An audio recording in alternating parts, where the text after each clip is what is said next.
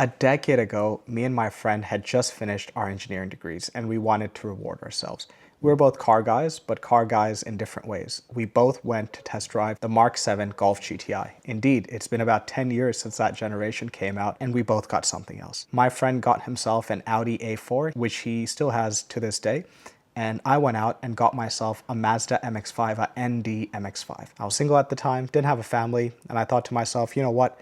Now is the time to enjoy that two-seater lifestyle. There's not many phases in your life where you can own a Mazda MX-5 and do it freely, and that was a phase of my life where I couldn't. I think I made the right decision, right? And certainly today I can't really own or justify owning a Mazda MX-5. He got himself an Audi A4 because he just felt that the GTI was pretty dull and muted.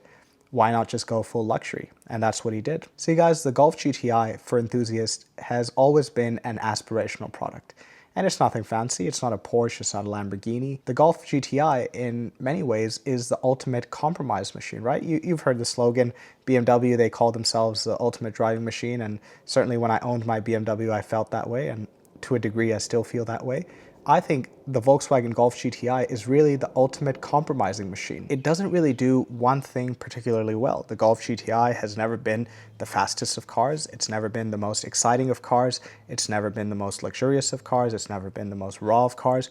But it does find some weird balance between everything. It can be an excellent daily driver, probably one of the best daily drivers. Performance driving, it can really leave cars behind and do it well. It does get the street cred, so enthusiasts recognize it. It does give you a lot of luxuries and comforts. It's in a class of its own. It always has been. It gives you so much while not exceeding in any one category. That's why people have loved the Golf GTI for decades. It's only natural that as I went to sell my Toyota GR Yaris, and you guys know I'm selling my Toyota GR Yaris, it's only natural that I would consider the Golf GTI. But as I went out into the market again to have a look at the Mark 8 and Mark 8.5 GTIs, I realized the market has shifted completely. Today, especially for the Mark 8 and the Mark 8.5 generation, the Golf GTI doesn't really make sense when the Golf R is being sold as well. The Golf GTI here in Australia starts at around $63,000 Australian dollars, which is wild, but that's just, that's the state of all cars. I don't blame Volkswagen. Every car maker has gone upscale. But then you have these options that you want to add to your Golf GTI. If you get a car like that, you do kind of want a sunroof. That's an option. You do want some other packages. You want the leather seats. I mean, the leather seats are really important in a German car. Before you know it, your Golf GTI gets to $72,000 in Australia, which is whack. That is absolutely wild. And for comparison's sake, I went to look at and configure the Golf R. I found that the options are pretty much preloaded into the car. Yes, it starts at a higher base price, but they're preloaded. The only real thing you want to add is the sunroof in the Golf R, and effectively you're at 80,000 Australian dollars. So in the new car market, the differential is just 8,000 Australian dollars, and that's not much of a differential, guys. What is interesting is that in the used car market, that differential shifts to around $5,000 or $6,000 between the GTI and the Golf R. And I was comparing 2023 versions because that's what I'm looking at. At those differentials, guys, if you're financing, and I don't recommend financing, if you are financing, I mean, that makes pretty much no or very insignificant changes to your monthly payments. Even if you're buying on cash, guys, with that sort of differential, you're better off just waiting a couple months, just saving a few extra $1,000s for a couple of months, maybe even a year. And that's where the Golf GTI is in a weird place. Now, I must confess that in Australia, there is the base model Golf GTI, and in the used car market, you can pick that up probably around in the mid 40s. So that differential between the GTI, which is super bare bones, versus the Golf R, which is super spec'd up, that is a $10,000 differential. But my question is, if you're getting a German car, enjoy the things, right? Because a German car, you're not making a very sensible purchase anyways. You're not getting a Toyota or anything. So if you're getting a German car, you might as well get the sunroof. You might as well get the leather seats, the electric seats.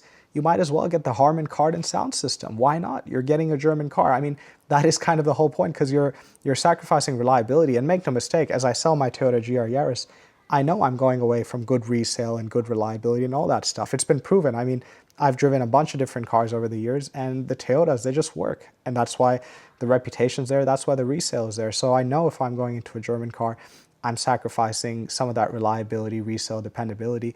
I want my luxuries. So yes, the base Golf GTI has a big differential to the Golf R price-wise, around $10,000 in the used car market. But I would say that's a whole different car. That's not even a Golf GTI at that stage, because in that price range, if you really want to go bare bones, you start getting into cars like Hyundai Elantra Ns, which I would say are more luxurious. I have a feeling Volkswagen have priced these so closely because they want to box you in as an enthusiast, right? They want to push the entry price up. It's like when you go to McDonald's here in Australia, a McDonald's small coffee, I think it's around $5. And then if you go for the medium, it's probably like $5.50. And if you go for the large, it's like $6. So then you think to yourself, geez, the small is $5 and the large is $1 more. I might as well go for the large. Haven't given you a really small entry point. They haven't given you a small coffee for $3. And that's what they're doing with the GTIs and Golf Rs. If you are in the market, the only sensible approach is to just go for the Golf R. Just take the pain and go for that car. And it's sad because the Golf GTI, in my personal view, and many people don't like this view, in my personal view, that is a more fun car. Really, the driving dynamics at the very top is rear-wheel drive. Then I would actually go front-wheel drive, and then I would go all-wheel drive in terms of fun. And my GR Yaris is an all-wheel drive, so I can admit it. I think all-wheel drive is the least fun. Is it effective? Is it fast? Is it XYZ? Is it great for all weather? Yes, yes, yes, of course. But in terms of fun, I think it's at the bottom. And I think rear-wheel drive, no one should disagree with this, is probably the most fun. And front wheel drive, even though it can get annoying at times, is fun. You know, you get to spin your wheels when your tires are scrambling and they want to pull you out of a corner and all that jazz. A front wheel drive car, is it fast? No, but it's really fun. And the Golf GTI has that. It also has the lightness. The Golf R with its differential, its all-wheel drive system, is quite a bit heavier, and that weight makes a difference. And that's why many of you have asked me if I'm considering the Golf GTI. I was very heavily. I'm not anymore, purely because of the price. So I hope that helps. I'll catch you next time.